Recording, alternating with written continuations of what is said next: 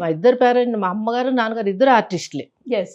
మా అమ్మగారు ఏంటంటే మ్యారేజ్ అవ్వగానే యాక్టింగ్ స్టాప్ చేసేసారు. స్టాప్ చేసి ఓన్లీ రక్త కన్నీర్ డ్రామాలో మట్టుకే యాక్ట్ చేస్తూ వచ్చారు. అదే చేస్తున్నారు ఇద్దరు, నాన్నగారు అమ్మ అదే చేస్తూ వచ్చారు. ఆయన రక్త కన్నీరు నాగభూషణం గారు కూడా అనేవారు కదా. అలాగా వాళ్ళిద్దరికి అది ఫిక్స్ అయిపోయింది. రక్త కన్నీరు నాగభూషణం గారు, రక్త కన్నీరు సీత గారు అని మా అమ్మగారికి నాన్నగారికి అది ఫిక్స్ అయిపోయింది.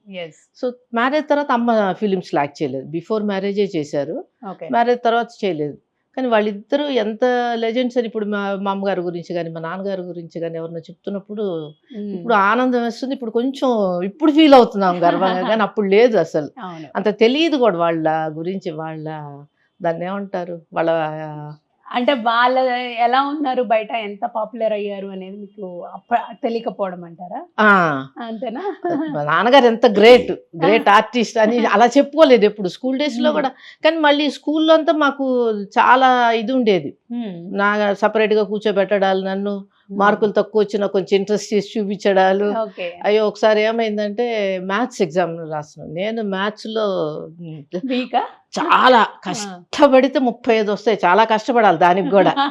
సైన్స్ లో టాప్ బాగా తెచ్చుకుంటాను, సైన్స్ లో. మ్యాథ్స్ లో మటుకు చాలా తక్కువ. మాకు 8th లో 7th లో పబ్లిక్ ఎగ్జామ్. కానీ అప్పుడు మాకు ఎస్ఎస్ఎల్సి కదా మేము చదివేటప్పుడు, 10th కాదు మేము చదివేటప్పుడు ఎస్ఎస్ఎల్సి దాకా. సో కానీ మేము వేరే చోటుకి వెళ్ళాం, ఉన్న స్కూల్లోనే రాసేవాళ్ళం ఎగ్జామ్, పబ్లిక్ ఎగ్జామ్. అదే రాస్తున్నాను నేను. మ్యాథ్స్ ట్యూషన్ పెట్టి నేర్పించారు. ఎగ్జామ్ రాస్తున్నాను, అదేదో అంతా అయ్యి లాస్ట్లో వచ్చేటప్పుడు 3 9 అని రాయాలి. మేము తెలుగు మీడియం కదా, 3 9 అని రాయాలి. నేను ఆవేశం అనమాట, వచ్చేసింది నాకు ఆన్సర్ వచ్చేసిందండి. 3 6 అని రాసి ఆ టీచరు ఇచ్చేస్తుంటారు కదా, మానిటర్ చేస్తుంటారు కదా, ఆవిడ అలా వచ్చి నా పేపర్, 3వ ఎక్కం తెలియని వాళ్ళు ఎందుకు 9th వచ్చారో అర్థం కావట్లేదు, 3వ ఎక్కం తెలియని వాళ్ళు ఎందుకు 3 సార్లు అంటున్నారు ఆవిడ. అప్పుడు ఏంటి ఇలా అంటున్నారు, అప్పుడు చూస్తే నేను 6 రాశాను, 9కి 6 రాశాను. గబగబా తీసేసి అలా ఉంటుంది అనమాట. అంటే అలా ఉండే, అలా యూస్ అయింది అనమాట. మా నాన్నగారు కూతురు అలా యూస్ అయింది మ్యాథ్స్ లో పాస్ అవ్వడానికి. సో మొత్తానికి అలా స్కూల్ జర్నీ అంతా కూడా నడుపుకుంటూ వచ్చారు. జనరల్ గా ఒక ఆడపిల్లకి నాన్నగారు ఎంత ఇంపార్టెంట్ అనేది మన పెళ్లి టైంలో చాలా తెలుస్తుంది. సో మీ పెళ్లి టైంలో ఆయన ఎలా చూసుకున్నారు, పెళ్ళంతా కూడా దగ్గరుండి చూసుకోవడం, ఆ మెమరీస్ అన్ని ఉంటూ ఉంటాయి కదా. సో అక్కడ ఏదన్నా డిస్టర్బెన్సెస్? పెళ్లి అంటే ఇప్పుడు మాకు పెళ్లి అయితే చాలా అన్నట్టుగా ఉండింది మా పరిస్థితి ఇప్పుడు. ఎందుకంటే ఇప్పుడు లవ్ మ్యారేజ్, రిలీజియన్ అన్నీ ఉన్నాయి. కాకపోతే ఏంటంటే కొంచెం వాళ్ళు, మా అత్తగారు వాళ్ళు కూడా సినిమాలు అయిన వాళ్ళు, మేము కూడా ఫిల్మ్ ఇండస్ట్రీకి సంబంధించిన వాళ్ళము. పైగా మెడ్రాస్లో ఎలాగంటే ఒక 2 streets డిఫరెన్స్ లోనే ఉండేవాళ్ళం. రావడం పోవడాలు అవన్నీ జరుగుతుండేవి. ఉన్నా కూడా పెళ్లి అని వచ్చేటప్పటికి అన్ని క్వశ్చన్స్ వస్తాయి కదా, అన్ని ఆలోచిస్తారు. ఫస్ట్ మా అమ్మగారికి చెప్పాము, తర్వాత మా మామయ్య గారు అని మా అమ్మగారు తమ్ముడు ఉన్నారు, శ్రీనివాసులు గారు, ఆ మేనమామ, ఆయనకి చెప్పాము. ఆయన మా వారిని ఇంటర్వ్యూ చేశారు. ఇంటర్వ్యూ చేసి మార్కులు ఇచ్చారు, వెరీ గుడ్, మంచి అబ్బాయి అని చెప్పి మార్క్. అప్పుడు మా అమ్మగారు కూడా సాటిస్ఫై అయ్యారు. మా నాన్నగారికి చెప్పాలి, ఎప్పుడు చెప్పాలి, ఎలా చెప్పాలి, చెప్తే ఎలా రియాక్ట్ అవుతారు, ఇవన్నీ ఆలోచనలు. ఈలోపు ముందు అసలు అటు వాళ్ళు ఏమనుకుంటున్నారని చెప్పి అటు మా మామగారికి ఆయన చెప్పారు, వాళ్ళ నాన్నగారికి మా మామగారు చెప్పారు.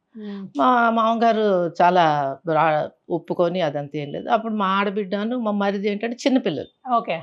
ఇంకా మా అన్నయ్య అయితే ఈయన క్లాస్మేటే కాబట్టి మా అన్నయ్య 90% ఓకే మా అన్నయ్య. సో అలాగ అన్ని చోట్ల వచ్చింది. కానీ మా నాన్నగారికి చెప్పడం, మా అత్తగారికి చెప్పడం అనేది మా టాప్ ప్రయారిటీ అయిపోయింది. మెయిన్ ఇద్దరు. సరే మా అత్తగారికి మా మామగారు ఏమన్నారంటే, వద్దులే ఇప్పుడే చెప్పొద్దులే, కొంచెం నిదానంగా చెప్దాంలే తనకి అని చెప్పేసి మా అత్తగారి దగ్గర పెండింగ్ పెట్టారు.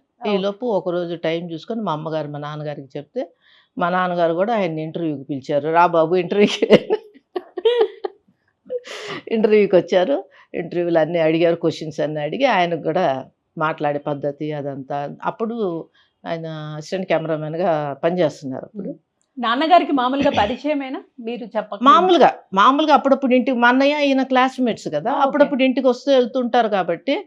పైగా నాన్నగారు ఎప్పుడో రాత్రి 10ంటికి వస్తారు, ఆ టైంకి ఈయన ఉండరు కదా, ఏదో సాయంత్రం పూట వచ్చి వెళ్ళడాలు అలానే. కాబట్టి ఎప్పుడో 1-2 సార్లు చూసి ఉంటారేమో కానీ అంత లేదు. కానీ మాట్లాడిన తర్వాత త్రూ చేశారు. త్రూ చేసిన తర్వాత ఒకరోజు మంచి రోజు చూసి మా మామగారు కూడా మా అత్తయ్య గారికి మెల్లగా పోస్ట్ చేశారు. ఓకే. మా అత్తగారు కూడా నన్ను పిలిచారు ఆవిడ ఇంటర్వ్యూకి. అంతేగా మరి వాళ్ళ అబ్బాయిని మీ నాన్నగారు పిలిచారు కదా. వెళ్ళేటప్పటికి ఆల్రెడీ మా మామగారు, మా ఆడబిడ్డ, మా మరిది అందరూ నా సైడే ఉన్నారు కాబట్టి మా అత్తగారు కూడా తొందరగానే easy way పాయింట్లు వేసారు. అయిపోయింది. ఇంకా అలాగా ముగిసింది అనమాట మా మ్యారేజ్. పోన్లేండి, మొత్తానికి చక్కగా అంటే తండ్రి బాధ్యతలు తీసుకొని ఆయన చక్కగా మీ పెళ్లి చేయించారు. సో ఆ టైంలో అంగరంగ వైభవంగా చేసుకున్నారా అంటే లేకపోతే? అంగరంగ ఇప్పుడు కంపారిటివ్లీ చూసుకుంటే మరి ఇప్పుడు డెస్టినీ మ్యారేజ్లు ఇలాంటివి చూసుకుంటే 1% కూడా లేదనుకోండి. ఎందుకంటే అప్పుడు వీడియో కూడా అంత లేదు, వీడియో కవరేజ్ ఎవరో 1-2 అలాగ ఉండేవాళ్ళు. ఫొటోసులు మాకు ఫస్ట్ ఏంటి, ఒప్పుకున్నదే చాలు టప్పని చేసేసుకోవాలి అని.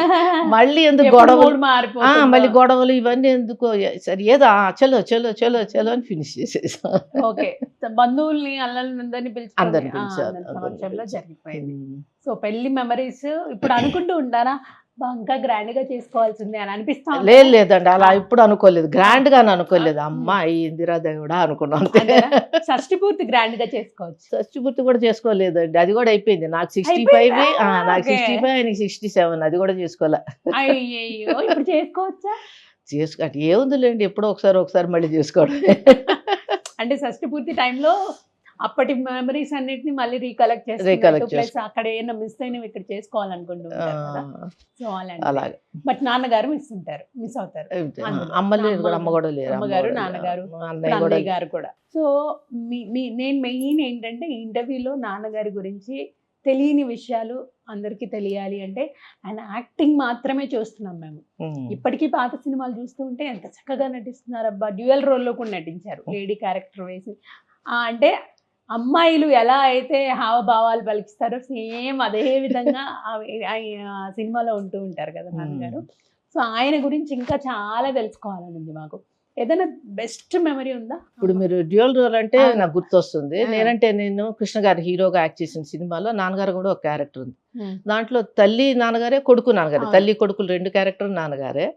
దానికి పీతాంబరం గారు అని మేకప్ మ్యాన్, ఆయన మేకప్ వేశారు. పీతాంబరం గారు అంటే అప్పుడు మెడ్రాస్లో ఎంజిఆర్ గారికి, ఎన్టీ రామారావు గారికి ఆ మేకప్ వేస్తారు ఆయన. తర్వాత మా నాన్నగారికి ఆయన వేసింది.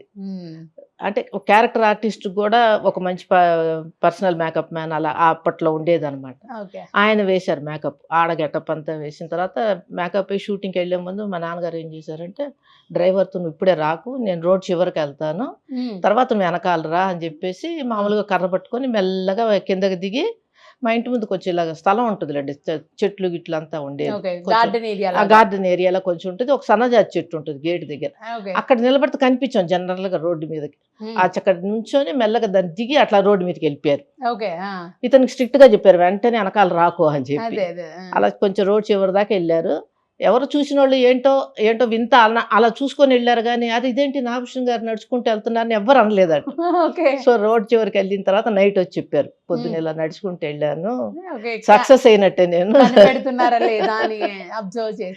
అలాగా కొంచెం కొన్ని అలాంటివి చూస్తుంటారు అనమాట.